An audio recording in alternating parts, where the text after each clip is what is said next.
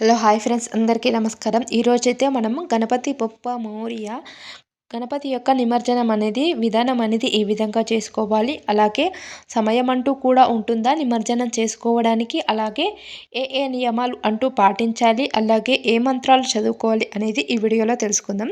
వీడియోని అయితే ఎక్కడ స్కిప్ చేయకుండా చూడండి ఫ్రెండ్స్, అప్పుడే వీడియో అనేది మంచిగా అర్థమవుతుంది. అలాగే ఆ గణపతిని నిమజ్జనం చేసుకునేటప్పుడు ఏ మంత్రాలు చదువుకోవాలి, దాని యొక్క అర్థం కూడా చెప్పబోతున్నాను.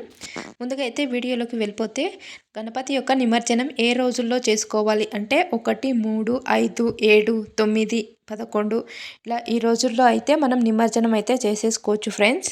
నిమజ్జనం అంటూ చేసుకోవడానికి టైమింగ్ వచ్చేసి ఉదయం 6 గంటల నుంచి రాత్రి 9 గంటల వరకు అయితే నిమజ్జనం అనేది చేసుకోవచ్చు. శుభ సమయం అనేది ఇది ఉంటుంది. రాహుకాలం అలాగే యమగండంలో మాత్రం చేసుకోవద్దు. చంద్రగ్రహణం అన్ని కూడా వస్తుంది కాబట్టి ఆ సమయంలో కూడా మనం నిమజ్జనం అనేది చేయకూడదు. ఈ సంవత్సరం చంద్రగ్రహణం రావడం వల్ల మనమైతే 11 రోజుల వరకైతే నిమజ్జనం అనేది చేసేసుకోవచ్చు. 11వ రోజున సాయంత్రం సమయంలో లేదా ఉదయం సమయంలో కూడా నిమజ్జనం అనేది చేసేసుకోవచ్చు ఫ్రెండ్స్. ఆ నిమజ్జనం చేసుకునేటప్పుడు మనం ఒక మంత్రం అనేది కూడా ఉంటుంది. వీడుకోలు మంత్రం. నిమజ్జనం చేసుకునేటప్పుడు ఈ మంత్రాన్ని అయితే కంపల్సరీగా చెప్పుకోవాలి ఫ్రెండ్స్. మనకైతే మంచి అనేది జరుగుతుంది. ముందుగా అయితే గణపతికి అయితే చివరిగా పూజ అనేది చేసేసుకోవాలి. ఇది ఉదక శాంతి పూజ అని అంటారు. దీని అయితే చేసేసుకోవాలి. పసుపు, కుంకుమ, గంధం, అక్షింతలు సమర్పించి నైవేద్యం అనేది కూడా పెట్టుకోవాలి. తర్వాత హారతి అనేది కూడా ఇచ్చుకోవాలి. కుటుంబం మొత్తం కలిసి ఆ దేవునికి అయితే ప్రార్థన అయితే చేసేసుకోవాలి. విగ్రహాన్ని నీటి వనరుల్లో తీసుకెళ్ళి గణపతి బొప్ప మోరియా, మంగళమూర్తి మోరియా అని జపం చేసుకుంటూ మనమైతే గణపతిని అయితే నిమజ్జనం అనేది చేసేసుకోవాలి.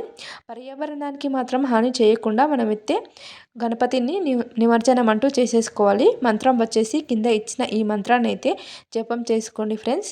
దీని యొక్క అర్థం వచ్చేసి, ఓ గణపతి నీకు నమస్కారం, ఈ విగ్రహాన్ని నీకు అర్పిస్తున్నాము, వచ్చే సంవత్సరం మళ్ళీ రా అంటూ మనమైతే దేవుని అయితే వేడుకోవాలి.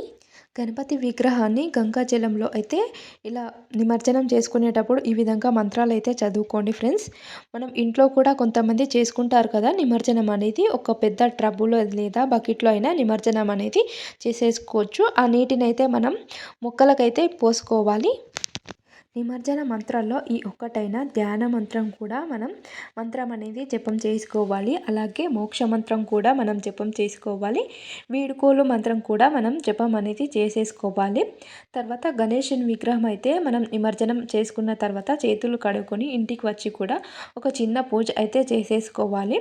మనం ప్రసాదంగా పెట్టిన నైవేద్యాలు ఉంటాయి కదా, వాటిని అయితే అందరికీ కూడా పంచిపెట్టాలి. చివరగా గణపతి బొప్ప మోరియా అని జపం అయితే చేసేసుకోవాలి.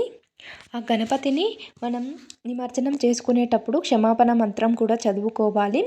కింద ఇచ్చిన ఈ మంత్రాన్ని అయితే జపం చేసుకోండి. దీని యొక్క అర్థం వచ్చేసి, పదాలు లేదా అక్షరాలు ఏదైనా ఇతర లోపాలు ఉన్నా లేదా నా పూజలో ఏదైనా పొరపాఠం జరిగి ఉంటే దయచేసి వాటిని క్షమించు, నన్ను అనుగ్రహించండి దేవుడా అని మనమైతే ప్రార్థన చేసేసుకోవాలి. ఇలా ఈ మంత్రాన్ని కూడా జపం చేసుకుంటూ మనం నిమజ్జనం అయితే చేసుకోవాలి. కింద ఇచ్చిన ఈ మంత్రాలు అన్నీ కూడా మనం చదువుకుంటూ నిమజ్జనం అనేది చేసేసుకోవాలి. ఇంట్లో అయితే నిమజ్జనం చేసుకునే వాళ్ళు నిమజ్జనం చేసుకున్న తర్వాత ఉన్న నీళ్ళనైతే మనం వాడుకున్న నీళ్ళు ఉంటాయి కదా, వాటినైతే మనం మొక్కలకైతే వేసేసుకోవాలి ఫ్రెండ్స్. ఇంతే ఫ్రెండ్స్. వీడియో కనుక మీకు నచ్చినట్లయితే లైక్ చేయండి. అలాగే మా వీడియో ఫస్ట్ టైం చూసినట్లయితే సబ్స్క్రైబ్ చేసుకోండి. మా వీడియో కనుక మీకు యూస్ఫుల్గా అనిపిస్తే ఫ్రెండ్స్ అండ్ ఫ్యామిలీ మెంబర్స్కి ఈ వీడియోను షేర్ చేయండి. అలాగే ఇలాంటి పూజ సంబంధిత విషయాల కోసం మా ఛానల్ని సబ్స్క్రైబ్ చేసుకోండి. Thank you for watching.